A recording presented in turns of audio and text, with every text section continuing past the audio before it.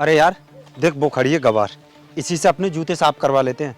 अबे ओए गवार, ये देख हमारे जूते साफ कर दे इस अपनी साड़ी के पल्लू से, क्योंकि ये जूते बहुत ज़्यादा गंदे हो गए हैं ना हमारे। हम कोई बड़ी पार्टी के लिए जा रहे हैं, हमारे पास कोई कपड़ा भी नहीं है इन जूतों को साफ करने के लिए। अरे हम तुझे पैसे देंगे, देख क्या रही है हमारी तरफ। माफ कीजिए, मैं कोई जूते साफ करने वाली नहीं हूँ। अरे नहीं है तो क्या हुआ, कर देना हमारे जूते साफ। वैसे तो तू देखने में जूते साफ करने वाली ही लग रही है। अरे जब आप लोगों को जूते ही साफ करवाने हैं तो मोची के पास चले जाइए, वो कर देगा। आप मुझसे क्यों कह रहे हो जूते साफ करने के लिए? अरे तू ही कर देना जूते साफ, कहाँ हम मोची के लिए ढूंढते फिरेंगे, पता नहीं हमारे लिए वो मिला या नहीं मिला।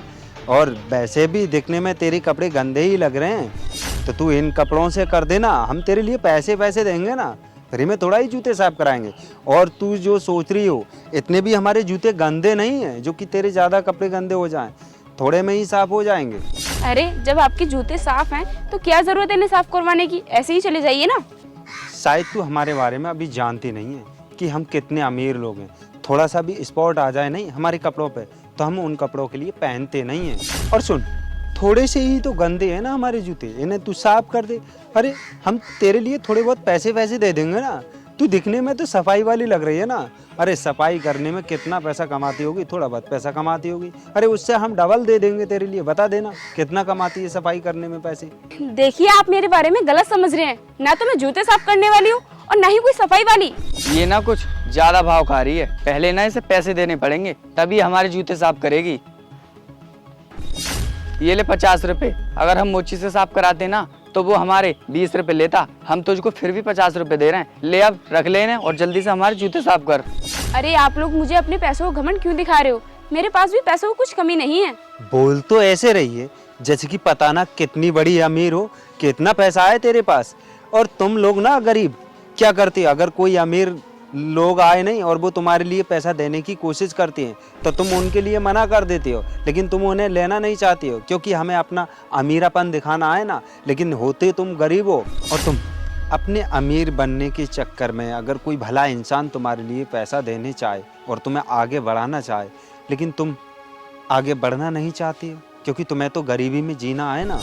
अरे कितना पैसा है तुम लोगों के पास जो तुम मुझे इतनी देर से अपने पैसों को घमंड दिखा रहे हो?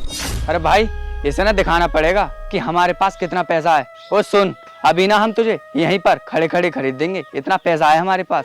क्या कहा? तुम मुझे खरीदोगे? अरे तुम क्या, तुम्हारा पूरा खानदान भी आ जाएगा ना तब भी मुझे नहीं खरीद पाओगे। मुझे लगता है कि तुम अभी मेरे बारे में जानते नहीं हो कि मैं कितनी अमीर हूँ। वो तो हमें तेरे कपड़े देखकर ही लग रहा है कि तू कितनी बड़ी अमीर है। अरे ये 100-150 वाली साड़ी पहनकर सफाई का दिन रात काम करती है तू, 100-200 रुपए कमाती है और बता रही है कि मैं कितनी बड़ी अमीर हूँ, जैसे कि अंबानी की तरह। तू इतनी बड़ी अमीर होती ना तो ये सफाई वाला काम नहीं कर रही होती। तुम्हारे कहने का मतलब ये है कि गरीब और गवार लोग ही साड़ी पहनते हैं? हाँ, तुम जैसे गवार ही ऐसे कपड़े पहनते हैं क्योंकि ये मार्केट में ना 100-150 रुपए के मिल जाते हैं।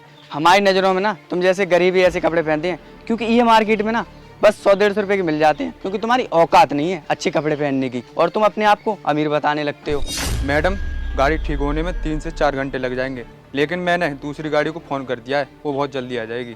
दूसरी गाड़ी को भी आने में टाइम लगेगा और इतना टाइम नहीं है हमारे पास। तुम एक काम करो, रिक्शा वाले को बुला लो, उसी से चले जाएंगे हम। और वैसे भी थोड़ी दूर की तो बात है। अरे भैया ये कौन है गवार जो इसके लिए गाड़ी मंगाई जा रही है? अरे भैया आप कौन हो, आपको जरा सी तमीज़ नहीं है, एक अधिकारी से कैसे बात की जाती है? क्या कहा भैया आपने? ये अधिकारी? ये कौन सी अधिकारी है और तुम्हें देखने में लगता है कि अधिकारी होगी? मैडम इस जिले की नई IAS ऑफिसर हैं। क्या कहा? IAS officer? मैडम फिर आप इस तरीके से यहाँ पर क्यों खड़ी हो? क्यों? IAS ऑफिसर इस जगह पर खड़ी नहीं हो सकती? उसके लिए अलग से जगह बनाई जाएगी? मैडम वो बात नहीं है, आपके पीछे तो गाड़ियों की लाइन लगी रहती है, आप ना इस पेड़ के नीचे खड़ी थी ना, इसलिए हमें पहचानने में गलती हो गई मैडम, इसीलिए ना हम आपके साथ ये सब कर बैठे। सॉरी मैडम, हमसे ना गलती हो गई। मैडम हमें मालूम नहीं था कि आप एक IAS ऑफिसर हो।